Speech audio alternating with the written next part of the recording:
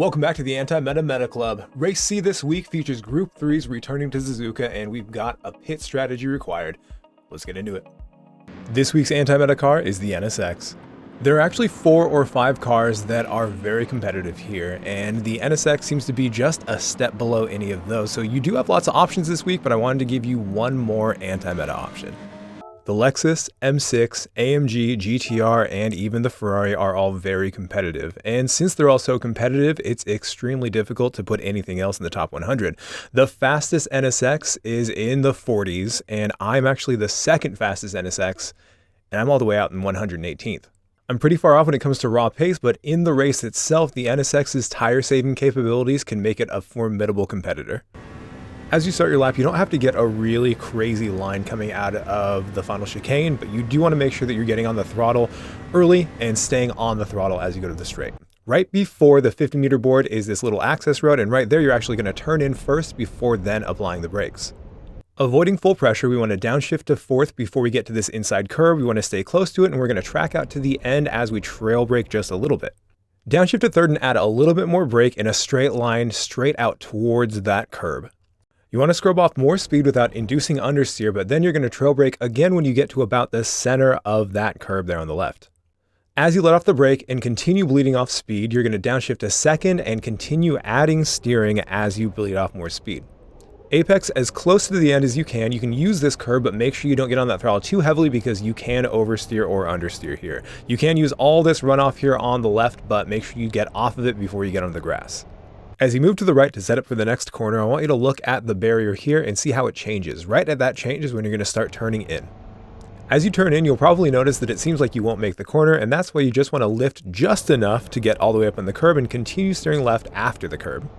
Right here, you can faintly see tire marks reflecting in the sun, and right at that point is when you want to switch directions, add just a little bit of brake, but then add more steering and get back on the throttle as you come up on the curb. Stay full throttle and continue steering to the right until you get your nose to the end of this curve here on the left, in which case you're going to switch directions and then lift off the throttle after that. Once again, you want to use as much of the curb as you possibly can and get fully on the throttle as you come up onto the curb. You want to continue steering to the left and stay just left of the grass here on the right before you then switch directions and add brake right before the beginning of the curve here on the right. Adding just a little bit of brake pressure, downshift to 2nd gear and continue riding the brake until your angle starts matching the angle of the curb on the inside. Once the car rotates up onto the curb, get back on the throttle and continue steering to the right. You're going to look for this faint line that moves across the track, and at that point you're going to switch directions. After the car settles into the corner, you're then going to lift off the throttle just enough to get yourself up on this curb and then get back on the throttle. You want to look at this little shadow right here. Even though you don't usually want to use a shadow, the conditions are going to be the same in the time trial every single time, so it is safe to use the shadow. I like to hit the curb just before that, and that way I know if I stay on the throttle, continue steering, then I won't go off the track here. You've got to stay on that throttle as soon as you get on it. If you lift at all, it's going to completely ruin your momentum. About a car length before the 50-meter board here on the left, you're going to hit the brakes, and then you want to start turning in and trail braking right at the 50-meter board. Downshifting to 4th as I turn in, I like to get down to 3rd gear right before hitting the curb, and then I'm going to come entirely off the brakes, add more steering, and as soon as the car's settled, then I actually add throttle. Very close to the end of the AstroTurf beyond the curb here on the left is this dark mark, and at that point, that is when you're going to hit the brakes. Brake hard, downshift to 2nd, and turn in after you pass the curbing entirely. You want to use as much of this inside curbing as you possibly can, and then get fully on the throttle in 2nd gear as soon as you pass the apex. It's okay to use this bit of concrete underneath the bridge, but you've got to get back on the track before you hit the grass. Turn in and align yourself with the track after the kink. What you want to do is look for the end of this curb, and when the entirety of your car passes it, then you're going to brake heavily in a straight line. Don't turn at all until your nose gets to this soft barrier here on the right. You want to downshift to 1st after you start turning in and come entirely off the brakes before you get to the apex. The car will rotate a lot more once you fully come off the brakes. The car shouldn't understeer or oversteer as long as you're really gentle on the throttle, and you do want to use 1st gear all the way to the end, making sure that you shift to 2nd before you hit the rev limiter. This is a good opportunity to talk about the fact that you should test how much you can wind it out before shifting, because you want to wind it out as much as you possibly can before hitting that rev limiter. For this high-speed section, you just want to stay as tight to the right as you possibly can without touching the grass. After the 100 and before the 50, you're going to see this little access road, and that is when you're going to hit the brakes. Turn in at the 50 and downshift to 3rd to make sure that you actually hit this curb here on the inside. Add as much throttle as you possibly can to get all the way up on this outside curb, of course not going past the red and white part. If you look way beyond that, you can see this little break in the pavement where the sand starts here, and right about there is when you're going to add brake for the next corner. Being extremely light on the brakes, downshift a second and guide your car all the way up to this curb here. As soon as you apex, add more steering and then get fully on the throttle, making sure that you don't unwind the steering unnecessarily. You want to use all of the track getting all the way up on this curb, and of course make sure that you shift before you hit the rev limiter into third. As you can see, I'm hugging the left side of the track, and then as the track kind of bends, I then slowly track out to the right. That's kind of just an extreme way to make sure you're not steering unnecessarily. Looking for the number boards on the barrier, you're going to wait till you get to the 50-meter board, and you're going to start turning in, only lifting enough throttle off to make sure that you don't go beyond the outside limits of the track. You can see that I'm just barely lifting, maybe even 10%, and then getting back on the throttle before I get to the outside curb, and the outside curb is safe as long as you're not steering too much or taking too much of it. Right before the 100-meter board here on the left is this dark spot on the white line, and right in the middle of that dark spot is when I like to hit the brakes here. This corner is all about patience. Downshift all the way to second gear and wait until you get all the way past the 50-meter board before you start turning in. I like to dip down to first gear just briefly and then get back on that throttle. There's a line across the tarmac where it kind of changes colors, and beyond that is a tire mark that perfectly shows you exactly the line that you want to take going up on this curb. And of course, you want to use as much of the curb as you can, putting your right tires all the way up on the red and white portion of the curb. You also want to use this exit, but it can get slippery beyond the red and white, so be very careful there. To squeeze the most out of the lap, you want to hug the right side because it is the shortest distance to the line, and that's it. The first two corners of Suzuka are very difficult, and they are treated like one corner, but if you do break it down like two, it can make it easier. Mid-engine cars do like to oversteer under braking, so as long as you brake straight to the outside right here, scrub off a lot of speed before then turning in, the car should be more stable. The entire section of the S's at the beginning are very important when it comes to rhythm. You've got to have a good rhythm for it. You want to hit the middle or just after the middle of each curve that you hit, and I like to make sure that the car is settled into the corner before I do anything like add brake or lift off the throttle. Don't worry about going all the way to the right, just make sure when you turn in you get all the way up on this curb at the right point and then get on the throttle and stay on it. If you find yourself needing to come off the throttle, then you've probably apexed too early. If you bounce off the curb here at Degner 1, you're probably using too much of the curb or you're not steering quite enough. This one, Degner 2, a lot of people go off there because they don't stay on the brakes long enough. It's downhill, so you're going to have to stay on the brakes just long enough that you get all the way up on the curb before then adding throttle. It's very easy to do way too much in the hairpin. I actually lost about half a tenth there because I didn't quite hit the apex. I braked too late or I turned in too late, something like that. But either way, you want to make sure that when you're turning in, you're not asking too much of the car. Don't add too much brake, don't add too much steering. You want to really listen to the car and make sure that you are not sliding whatsoever. The famous spoon curve here is both strangely shaped and strangely off camber, so you've got to be very patient and you do not want to use too much brakes. Stay on the brakes for longer and lighter if you find yourself having trouble with understeer there.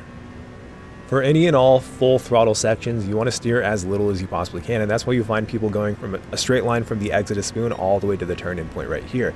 You probably do need to lift off at least just a little bit. There might be cars that you don't need to, but with this, it is a good idea to lift off just a little bit, not too much, because if you lose momentum there, it's going to really ruin the final part of the track.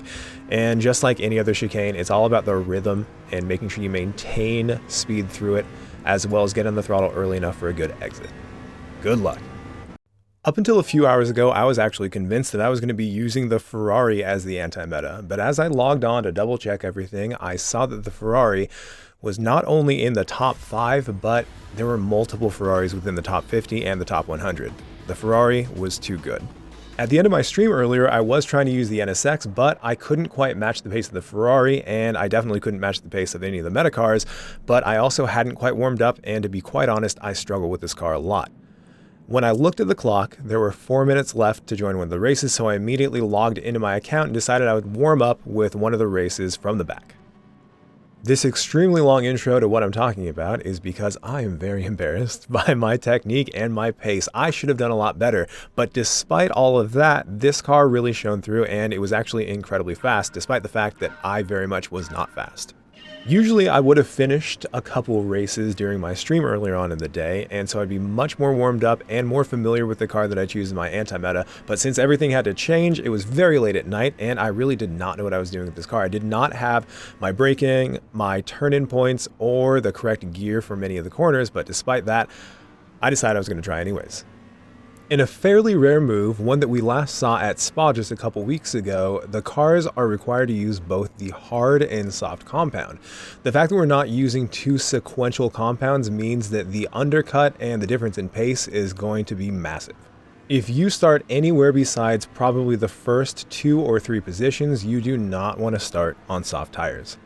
Despite the pace difference, people will still be able to really ruin your pace when it comes to the soft tires if they're on the hard tires. And if they do that, if they do ruin your pace, it's going to ruin your tires because the tire wear is pretty high. Even if I find myself starting from the front, I would probably use hard tires at the beginning because overall it's going to be faster, and worst case scenario, someone behind you could just pass you, and most likely if they're close enough to pass you, they're not going to be very slow when it comes to the soft tires. When I entered that corner, I actually braked way too late and just did not know what I was doing, so when I came out of it, I tried to make sure I didn't hit iRip, and that caused me to hit Rvidget, who then hit iRip. So luckily, it didn't cause anyone to crash, but it probably did slow down iRip a little bit more than he would have gone anyways. Back to the strategy. Most people are going to do hards for 6 laps, sometimes even 7 laps depending on the car, but the NSX is really good with tire wear, at least once you get used to it and you start driving it correctly. So it is actually safe to do 5 laps and 5 laps. It's also very important to be very aware of the tire strategies the people around you are using. For instance, if you go into the pits and someone directly in front of you has soft tires and they move on to hards, when you're moving from hards to softs, then you know you need to pass them as fast as possible.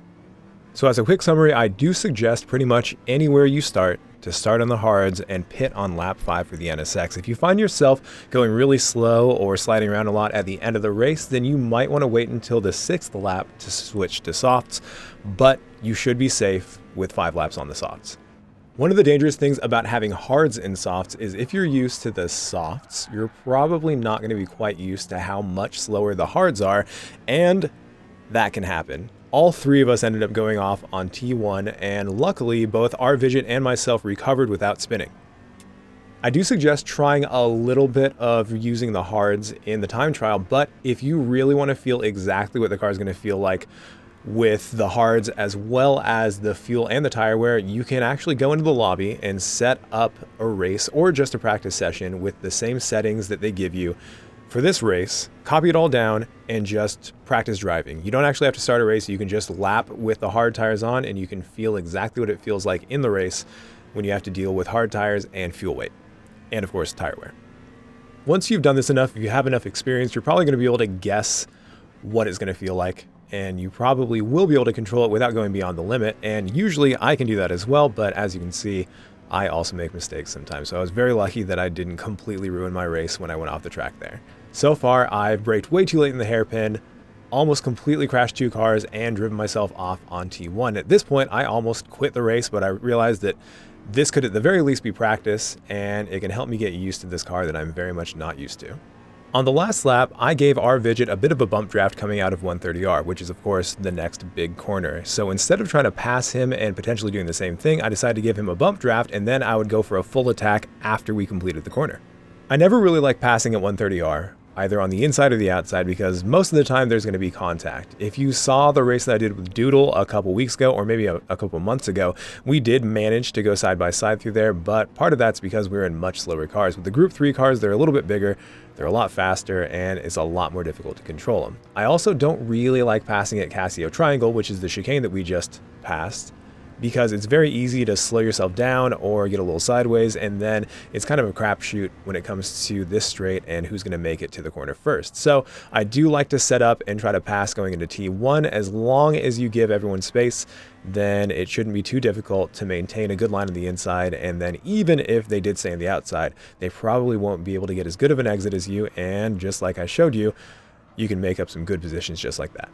Now, despite how rough this race had started, I found myself up by 5 positions, and even though that was pretty good, Velasa, who did not have a really bad start, was still completely out of sight. He was at least in 8th place, and I'm not sure he might have actually been further ahead. The Lamborghini is also a really good choice, and it was actually almost my anti-meta car. However, when I was using it, I had full slipstream from the person ahead, and an M6 that didn't have any slipstream except for a little bit when he was behind me was able to pull up next to me and completely pull in front of me before the first corner on the front straight. So I realized that's probably not going to be the best because it didn't have quite enough power to fight off an M6. Some of you who may or may not have played this game for a long time might realize that the Lambo used to be extremely sketchy, and what you just saw in that braking zone probably doesn't help its image, but the Lamborghini is actually really stable now. That was just because he clipped the grass on that corner.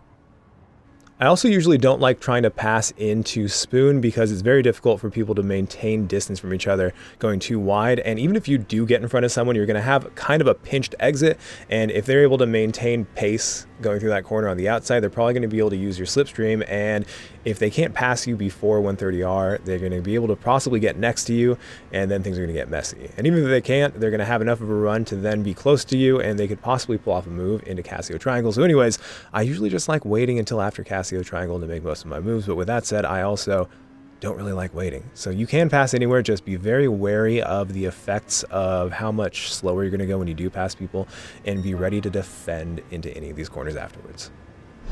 With a 2-second gap between myself and the 7th place guy, it's the very first time I have completely free and clean air, and I take the opportunity to try to get used to the car and figure out exactly what I should do for braking points, turn-in points, and what gears I should use per corner.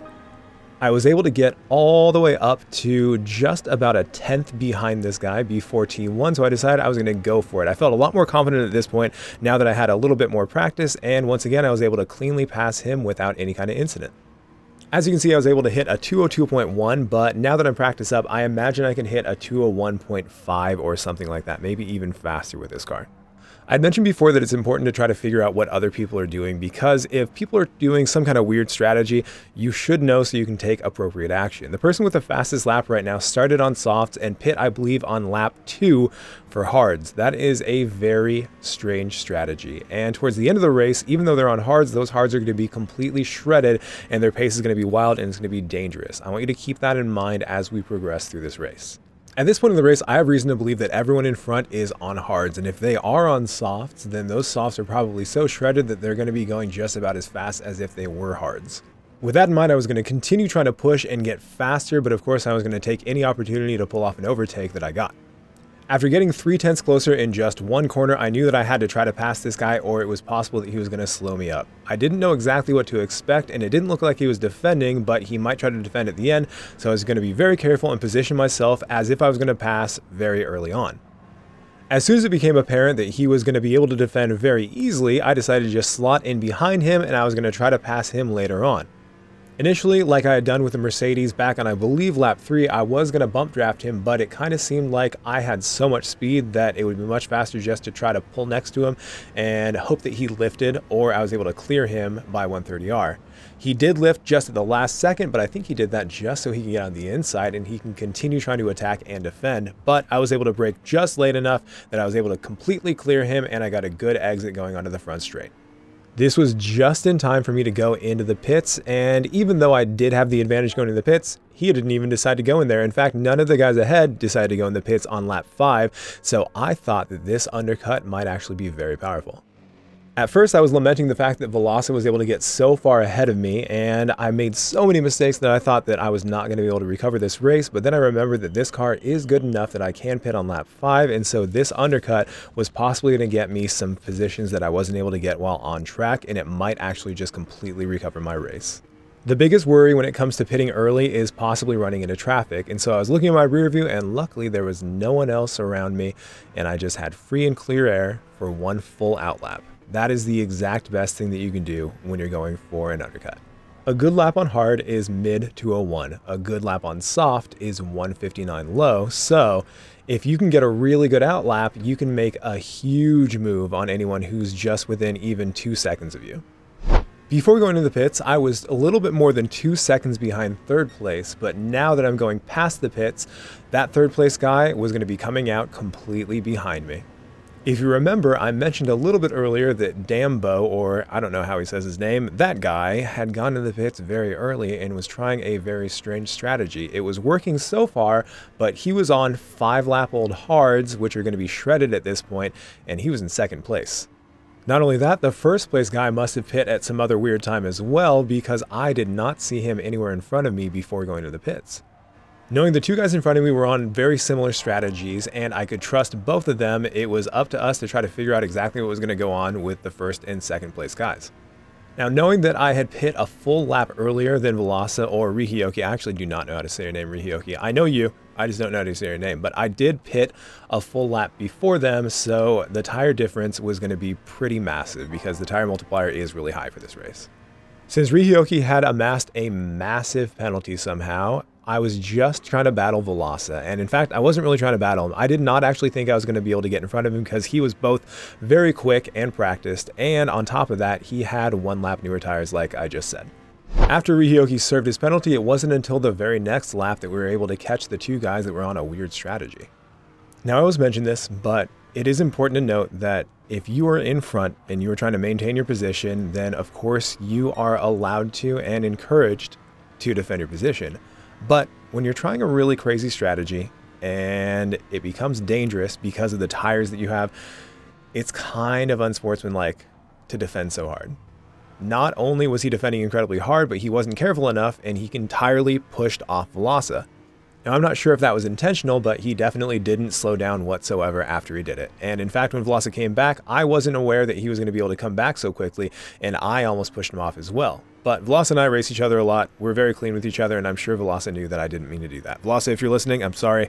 I did not mean to block your re-entry. Speaking of blocking, this guy made it very clear that he was going to defend the entire way, so I had to trick him and pretend like I wasn't going to pass. And then at the last second, I had to go for it. On top of what he did against Velasa, he also just turned directly into me out of desperation, trying to make sure that I couldn't pass. It's driving like that I absolutely can't stand. And even though it seems almost clean, it's definitely not. By using your really bad tires as an excuse to push someone off track and then turning directly into someone as they're passing you, that is not clean driving, and I do not like that kind of thing whatsoever. It wasn't until the very first sector of the next lap that I was able to catch the next guy, and I did not know this guy. I had no clue what to expect of him, but I did see that he was struggling on the tires, so I took my opportunity and I was very happy that he gave me space. If you're listening, Jurgen, thank you very much for being a clean driver. I, of course, returned the favor, made sure I didn't push him off, made sure I gave him a lot of space, and then Velasa helped me pass him by giving me just a little bit of a bump draft coming out of that corner. At this point, I felt lucky to be in front of Velasa whatsoever, and I knew that I didn't actually earn it. On top of the fact that I had worse tires than him because I'd gone in the pits earlier, I also definitely wasn't nearly as practiced up and fast as him. I kind of expected him to push me here to make sure that we didn't have to worry about anyone else trying to fight, but at the last second, he moved to the inside, and since he was already in the inside, there was nothing I was going to be able to do to defend, and in fact, I thought I was going to go off if I tried to, so I just gave him the position. There was no use fighting it. I definitely wasn't quite fast enough in this car to do any kind of battling, and I figured I could just try to stay in his slipstream, and I was very happy with the second place finish in this race, especially after what happened towards the beginning. Jumping to the next lap, as you can see, that was a very good choice. Now, if you look at my tires, you can see that they're absolutely shredded. I do not think that you can expect the same tire wear. I think you can actually get much better tire wear out of this car, even if you do pit on lap 5, but I was just very unaware of how to drive this car. I wasn't warmed up. It was also something like 1:30 in the morning, so as much as it looks really bad on the tires, this car is very good on the tires compared to other ones. And if you spend enough time on time trial, that pace will reflect your actual race pace. So now that I've actually practiced up and I've set a pretty good time, I'm looking forward to doing this race again on Wednesday and seeing if I can actually battle people with this car. In the end, it's going to come down to your technique, your strategy, and all of that stuff to make sure that you can actually battle the meta, but I do think that this car is a very good anti-meta. Shout out to Velasa for having a really good clean race. I'm really glad that I was able to actually get to second place after completely driving off track and almost crashing multiple times, and I think that really just shows how good this car is. I was not practiced, like I've been saying, and I wasn't warmed up, and still this car really defended my honor, and again, I'm very happy with second place. There's your anti-meta car. Thank you for watching my videos. If you liked what you saw, please don't forget to like and subscribe. And of course, I'll be making another guide every single week. To finish off, I'm going to leave you with a look at my current members. I love every one of you. Thank you very much.